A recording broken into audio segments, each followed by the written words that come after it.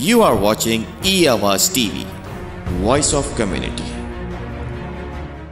Dictator जो आता है वो सियासतदान बनने की कोशिश करता है, मगर इंटरनल सिक्योरिटीज़ भी हैं। लगता है जैसे फ़ौज भी अमेरिका को डरा के रहना चाहती है, दहशत गर्द जी बड़े आ गए ताकि अमेरिका से पैसा लेते रहें। क्या कोई इसमें सदाकत या सच्चाई है? देखिए, पहली बात तो यह है कि आप फॉल्ट लाइन्स आपने खुद पैदा की हुई। जिस बलूचिस्तान में मैंने 24 साल गुजारे हैं, वो बलूचिस्तान के लोग इतने पीसफुल, इतने शानदार लोग हैं जिसका आप तसव्वुर नहीं कर सकते। आप खुद सोचें कि गोरा जो था उसने ये पूरी की पूरी ड्यूरन लाइन बनाई थी और उसने ऑक्सिस और उसके दरमियान बफर जोन के बनाई थी।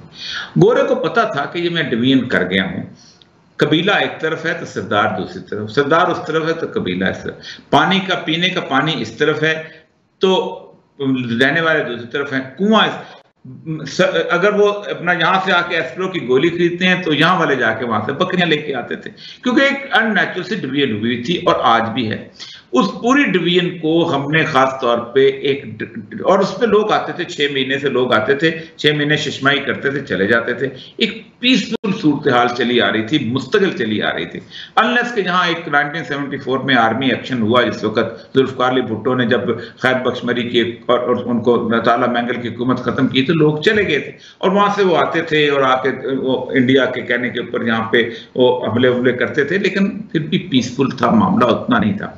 फिर भी आपने देखें उस हुकूमत को खत्म किया, आपको पूरे 4 साल वहां पर पोस्टें लगाना पड़ी, आपको हर ट्रेन के साथ आपको आर्मी का एक कॉन्वॉय जाता था ताकि लोग जहां से गुजर सकें, आपको जगह जगह बम धमाके कहते खाद करवाती है। हमने फॉल्ट लाइन पैदा की ना, भुट्टो साहब समझते थे कि मुझे बहुत बुरा लगते हैं ये लोग, इनके चेहरे बुरे लगते हैं। हमने हैदराबाद साजिश केस किया, हमने उनको बगावत में पकड़ा, फिर हमने सुप्रीम कोर्ट से ये गंद करवाया कि नेशनल अवामी पार्टी जो थी उसको हमने इलीगल पार्टी डिक्लेयर करवाया।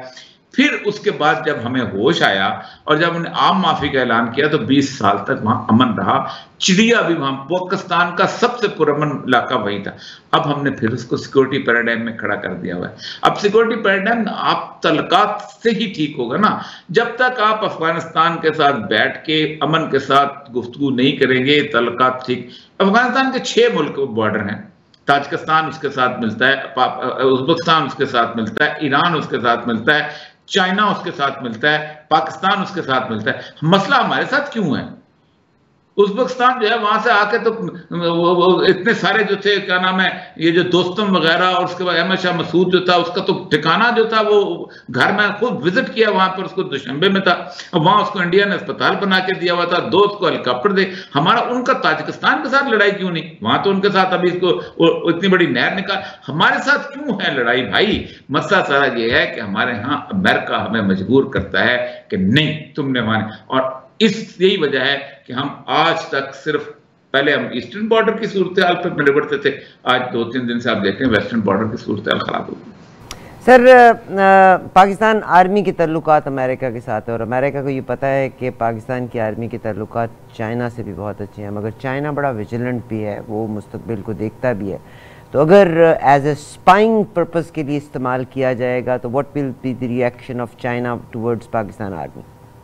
देखिए, पाकिस्तान ने जिस वक्त इन द बिगिनिंग पाकिस्तान का एक रोल बहुत कमाल था, और वो जो सिक्योरिटी पेपर्स अगर आप देख लें कि पाकिस्तान ने जिस वक्त किसिंजर को यहाँ से मौज़ेतुंग से मिलाने के लिए ले गए और 1 फरवरी 1971 को फिर उसके बाद निक्सन और मौज़ेतुंग की जो मुलाकात हुई जो चाइना का, ये पाकिस्तान का बहुत बड़ा एहसान था अमेरिका के ऊपर, इवन चाइना के ऊपर भी, चाइना भी उसी के बाद खुला है। लेकिन मसला पता है क्या है? मसला यह है कि पाकिस्तान के लोग जो हैं वो अपने उसको कैपिटलाइज इससे नहीं करते कि यहाँ पर नेशंस की सोच मौजूद नहीं है। मैंने क्या करना है, मेरा मफाद क्या है, मेरा मफाद, हमारा मसला यह है कि हमारे पॉलिसी मेकर्स के अंदर अमेरिकन हर जगह ब्यूरोक्रेसी हो, सिविल ब्यूरोक्रेसी हो, अपना फौज हो, मिलिट्री ब्यूरोक्रेसी हो या पॉलिटिशियन हो, अमेरिका ने यहाँ पर इन्वेस्टमेंट इतनी ज्यादा कर दी हुई है कि आप उसके चाइना की तरफ मुकम्मल तौर पे जाए। देखिए ना, लॉबीज का जमाना आ गया हुआ है। अब आपने एक तरफ जाना है, या तो कह दें जी चाइना को खुदा हाफिज और अमेरिका के साथ डील करे जिस तरह इजिप्ट करता है या जिस तरह एक जमाने में तुर्की किया करता था, लेकिन तुर्की ने तो आप हाथ बांध के कह दिया कि भाई अल्लाह का वास्ता हम खुद ठीक हो जाएंगे, वो ठीक हो भी गए। उन्होंने बकायदा खत्म कर दिया, वो सारा जो क्या नाम होता है, केनान एवरन वगैरह जो आया करते थे। 12 मुल्क हैं लैटिन अमेरिका के, स्कूल ऑफ अमेरिका बनाया अमेरिका ने, उसके अंदर सारे लोगों को ट्रेन करते थे। ये चिली का पिनोशे जो था, ये वहां पर ट्रेन करके वो आया था, आके जनरल लग गया। जनरल के बाद आपको उसने कहा अलंदे की गवर्नमेंट उतारो, उसने अलंदे की गवर्नमेंट उतार दी। गवर्नमेंट उतारने के बाद हालत ये थी कि उसको उन्होंने सियासत में लेके आए, सेनेटर बनाया, फिर सदर बनाया। और जब पब्लिक उसके खिलाफ खड़ी हुई तो आप सोचें कि वो भागा तो पनाह को नहीं देता था। अमेरिका में कुछ देर रहा, उसने कहा यहाँ तुम सेफ नहीं हो, उसको इंग्लैंड भेज दिया। जब अमेरिका ने वहां डील करना चाहिए तो कान से पकड़ के उसको बुढ़ापे में 87-88 साल की उम्र में वापस उसके हवाले कर दिया, जाओ उसके साथ जो मर्जी करो। मार्कोस ने उनके साथ किया, फिलीपीन के अंदर पूरी उनकी कॉलोनी के साथ उनको बिल्टअप किया उस इलाके के अंदर। आप सोचें कि मार्कोस के साथ क्या किया, उसको जिंदगी एंजॉय नहीं करने दी। शाह ईरान ने क्या नहीं किया, पूरी की पूरी अपनी कौम को तबाह बर्बाद किया। मैंने वो स्वैक के वो सेंटर देखे हैं जो उनकी इंटेलिजेंस एजेंसी थी, जहां वो टॉर्चर किया करते थे, जिन्होंने म्यूजियम बना दिया हुआ है। शाह ईरान को पनाह को नहीं देता था। जॉर्डन ने इनकार कर दिया, मिस्र ने कहा कि खामोशी से जहां बैठे रहे, वहीं बेचारा मर गया। ये पेरिस शहर के अंदर सबसे बड़ा उसका बिल्डिंग है, 60 बिल्डिंग, एक ही बिल्डिंग है, वो शाह ईरान की थी। बेटा जाके कहा कि मेरे बाबा की बिल्डिंग है। उसने कहा पहले मनी ट्रेल दो, साबित करो कि तुम्हारे बाप ने लूट मार का सवादा नहीं है। उन्होंने जब्त कर लिया। फिर भी हमें होश नहीं आता, फिर भी हम नहीं सोचते कि हम अमेरिका के कहने के ऊपर इतना कुछ कर भी जाएं तो उसके बाद हमें सिला क्या मिलेगा। इतना ही सिला मिल रहा है ना कि मेरे बेटे की नौकरी वहां हो गई है, मेरे दामाद की हो गई है, मैं खुद वहां पर जाके अपने आराम से जिंदगी गुजार रहा हूं, मेरे रेंचेस वहां बन गए हैं, इसी का कुछ हो गया। असल मतलब यह है कि पाकिस्तान के डिसीजन मेकर्स के का सरमाया पाकिस्तान में नहीं है। जिन मुल्कों में हैं वो मुल्क जब चाहें उनको कान मरोड़ सकते हैं। अमेरिका ने, यूनाइटेड नेशन ने एक प्रोजेक्ट शुरू किया था जिसमें सब सिग्नेटरीज हैं, स्टोलन एसेट रिकवरी प्रोजेक्ट। ये सिर्फ इन लीडरों को डराने के लिए किया था कि जब चाहेंगे हम नवाज शरीफ से मनी ट्रेल मांग लेंगे, जब चाहेंगे हम जरदारी से मनी ट्रेल मांग लेंगे, जब चाहेंगे हम किसी और से मनी ट्रेल मांग लेंगे, हम बताएंगे कहाँ से पैसा लिया है और हम पैसा जब्त कर लेंगे। हमारे एक बहुत अच्छे बुजुर्ग हैं बाबर अली साहब, वो कहते हैं ये पाकिस्तानी भाग भूग के ये जो जा रहे हैं माल्टा में और पोर्चुगाल में और बाकी जगहों में, ईस्टर्न कंट्रीज में, ये अब इनको समझ नहीं आती। एक दिन उन्होंने कान से पकड़ के इनको निकाल देना है। लेकिन मसला सारा वही है कि पाकिस्तान से जा क्यों रहे हैं। पाकिस्तान की अब हालत यह है कि मैं कल वहां गया हुआ था, आप हैरान होंगी, डीसीपी होता है डिप्टी चीफ ऑफ प्रोटोकॉल, जो डॉक्यूमेंट असेस करता है, उसका इतना रास्ता ऐसे लग रहा था कि राशन डिपो हो गया। मैंने कहा क्या हो गया, कहता यहाँ 100-125 बंदा आता था डॉक्यूमेंट लेके जो बाहर जाने के लिए, अब वो टेस्ट करने, किसी की एजुकेशन डॉक्यूमेंट है, किसी को, कहते हैं इस वक्त 1600-1700 बंदे आ रहे हैं। 8,70,000 बंदा वो गया है जो मजदूर नहीं है, गरीब नहीं है, वो ऐसा है जिसके पास पैसा है जो घर बेच के जा सकता है, ऐसा है जिसके पास स्किल है जो जा सकता है। ये जो चीजें ब्रेन ड्रेन शुरू हुआ है, ये ब्रेन ड्रेन किस खौफ की वजह से शुरू हुआ है? उसकी वजह यह है कि पाकिस्तान में अदालती निज़ाम जो है वो होस्टेज है। बहुत शुक्रिया। मेरा लास्ट क्वेश्चन है कि पाकिस्तान की फ़ौज, आई डोंट नो क्या सोचते हैं, मैं कुछ नहीं कह सकती और ना मैं कुछ कहना चाहती हूँ, मगर अगर अगली गवर्नमेंट हैंगिंग गवर्नमेंट आती है और पीछे डोरियाँ उधर ही उन्हीं के पास होती हैं और टेक्नोक्रेट्स को लेके आते हैं और डोरियाँ कहीं और होती हैं जो कि अमेरिका के अंडर चल रहे हैं, तो where do you see Pakistan Tehreek Insaf? मेरा नहीं ख्याल कि अब आप लोगों के दिमाग में से इमरान खान की सूरत को निकाल सकेंगे और ये लोगों के साथ ज़्यादती भी होगी। देखिए, हम ओवर असेस करते हैं इन लोगों को। मैं खुद क्योंकि एडमिनिस्ट्रेशन में रहा हूं, मैंने तकरीबन 5 इलेक्शंस जो हैं एज ए रिटर्निंग ऑफिसर करवाए हैं और बलूचिस्तान में था, इसलिए मुझे ये आज़ादी थी कि वहाँ कम से कम धांधली जो है बहुत मुश्किल होती है, इसलिए आप ईमान से बेहतर थी। और मैं जो वैसे भी जब इलेक्शन ऐसी जगह पोस्ट करते थे कि जहाँ उनको धांधली का कोई शाबा नहीं होता था या नहीं करना चाहते थे। मैं एक आपको बात बताऊँ, ये पूरी कोशिश की थी उन्होंने 1988 के अंदर बेनज़ीर को हरवाने की, पूरी इस्टेब्लिशमेंट साथ थी, IGI बनाई, सारी पार्टियों को नवाज शरीफ की झोली में डाल दिया, ये जमात इस्लामी, ये फलाने। आपको पता है कितनी सीटें लेके आया था नवाज शरीफ? 52 सीटें और बेनज़ीर की 81 सीटें थी। ये थी इनकी औकात। फिर आके उससे डील करना पड़ा और जाके ले आए, लेकिन तजर्बा करने से बात नहीं आते। मुशर्रफ ने दोबारा जब चाहा कि नवाज शरीफ को ख़त्म करे, तो मुशर्रफ के ज़माने में आप हैरान होंगे कि मुशर्रफ के दौर के अंदर उन्होंने नैब बनाया। मुझे अच्छी तरह याद है कौन कौन से लोगों के, लीडरों के उन्होंने बाकायदा उन्होंने कागजात बनाए थे और फिर उनको साथ लेके आए थे। मेरा अपना मैं वासा में एक उस वक्त एमडी था जब एक वजीर के, एक चीफ मिनिस्टर के खिलाफ उन्होंने एक रेफरेंस दायर किया। अब वो जब मैं कागजात लेके गया उसके पास एविडेंस के तौर पे, तो वो चीफ मिनिस्टर के दस्तखत थे, वो ओरिजिनल कागज गायब थे, फोटो कापी पड़ी हुई थी, चीफ मिनिस्टर के दस्तखत ही मौजूद नहीं थे। मैं फोटो कापी अपने वाले दिखा रहा था, वो कहता ये तो हम मानते नहीं। मैंने कहा अपनी वाली मानते हो, मेरी नहीं मानते, ओरिजिनल तुमने गायब कर दिए। और वो दोबारा उसको चीफ मिनिस्टर बना दिया गया। उसके बावजूद, इतनी धांधली करने के बावजूद, इतना ज्यादा करने के बावजूद, ज़फ़रुल्लाह जमाली की उसके कैबिनेट में वजारत बनने के लिए 13 सीटें कम थीं।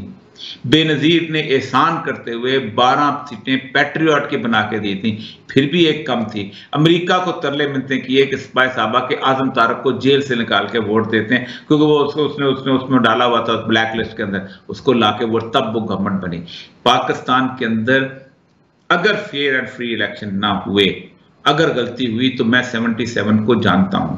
77 के ज़माने में आप शायद मुझसे कम उम्र के हों, मैं उस वक्त कम से कम कितना 15-16 साल का था, नहीं बल्कि ज़्यादा 19 साल का था।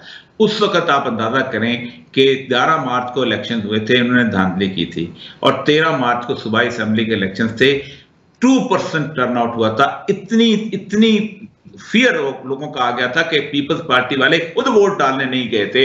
और उसके बाद जो मूवमेंट चली थी 14 मार्च से लेकर 6 जुलाई तक, सूरत हाल ये हो गई थी कि यहाँ पर सेवल शामी वाला जो इंसिडेंट हुआ था 9 अप्रैल को, भुट्टो ने पंजाब को समझ के, जब पंजाब उठता कोई नहीं, पंजाब में कुछ ज्यादा मसला नहीं हो रहा था, कराची वाले हमें चूड़ियां भेजते थे, तो सेवल शामी की लाश हमने खुद अपने हाथ से उठाई है। वो जब हुआ था तो 9 अप्रैल को भुट्टो ने इजलास बुला लिया। अगले दिन जो खौफनाक सूरत हाल, यहाँ जब लड़ाई शुरू हो गई है, तो रतन सेना के ऊपर 3 बंदे सफेद कपड़ों में खड़े किए, उन्होंने जरूरत पे फायरिंग की। वो स्पाइरल सीढ़ी थी, लोग हजूम उठे हैं, उन्होंने पकड़ के उसको नीचे गिरा दिया। 3 ब्रिगेडियर्स ने इनकार कर दिया था, क्योंकि 3 चरणों पे माशरा लगाया था कि हम इनकार नहीं करते, क्योंकि लोग यूं करके खड़े हो गए थे। कोई शहर ऐसा नहीं था, कोई मकाम ऐसा नहीं था। अगर इन्होंने की धांधली, और धांधली में इलेक्शन वाला दिन होता है बड़ा पोरस, कोई तकरीबन 60-70 हज़ार पोलिंग स्टेशन होते हैं। आपकी टोटल पुलिस जो है ना डिप्लॉयबल 1,05,000 है। रेंजर तो आप साइड पे रखते हैं ना, उसको तो किसी जगह उस पर आनी होती है। ठीक, आपके 2 बंदे आते हैं फी पोलिंग स्टेशन, और उस पोलिंग स्टेशन में 400-500 बंदा होता है उस वक्त कम से कम। और अगर हुई शुरू धांधली और एक खबर जो है वो आग लगाने के लिए काफी होती है। बेहतरीन हल ये है, अल्लाह का वास्ता है, इस मुल्क और ममलकत खुदादाद पाकिस्तान का वास्ता है, एक फ्री एंड फेयर इलेक्शन करा दो। भले नवाज शरीफ आ जाए, भले इमरान खान आ जाए, कोई आ जाए, मैं असेसमेंट की सूरत हाल पे नहीं जाता, उस बंदे को आ जाओ और आके को, तब ये मुल्क जो है आगे पटरी पे चढ़ता है, वरना नहीं चढ़ता। माशी तरक्की कई साल लग जाते हैं।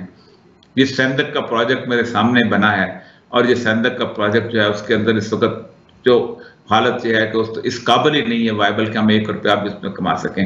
आप इंटरनेशनल कम्युनिटी की नज़रें आपके उस पर हैं, आपको उन्होंने इकोनॉमिक हिटमैन बैठे हुए हैं, आपसे सब कुछ चाहते हैं करवा लेंगे, लेकिन मेरा मुल्क बहुत मुश्किल में आ जाएगा। बहुत शुक्रिया sir, it's pride to talk to you. और मैं पाकिस्तानी, अगेन आप तमाम के तमाम बहुत समझदार हैं।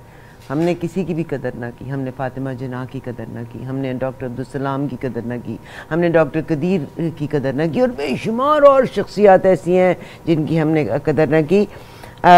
जनाब ओरिया मकबूल जान साहब जो हैं, बेदाग करियर के साथ आपने गुजारा। अल्लाह करे कि हम किसी एक बड़े को सुन लें, अल्लाह करे कि हम किसी एक की बात को समझ के कहीं एक जगह पे इकट्ठे हो जाएं। बहरहाल दुनिया में अल्लाह तबारक व तआला ने हर वक्त में, हर दौर में एक फ़िरौन रखा है, और खुदा करे कि सिर्फ कौमें समझ और शऊर का इस्तेमाल ज़रूर करें। सर आपका बहुत शुक्रिया। मैंने पहले ही कह दिया था कि मैं ना तो जर्नलिस्ट हूँ, मैं दिल वाली हूँ, एक माँ हूँ, और मैं अपने मुल्क को बेहतरीन देखना चाहती हूँ। That's what my passion. I hope कि आप मुझे दोबारा भी कभी टाइम ज़रूर देंगे।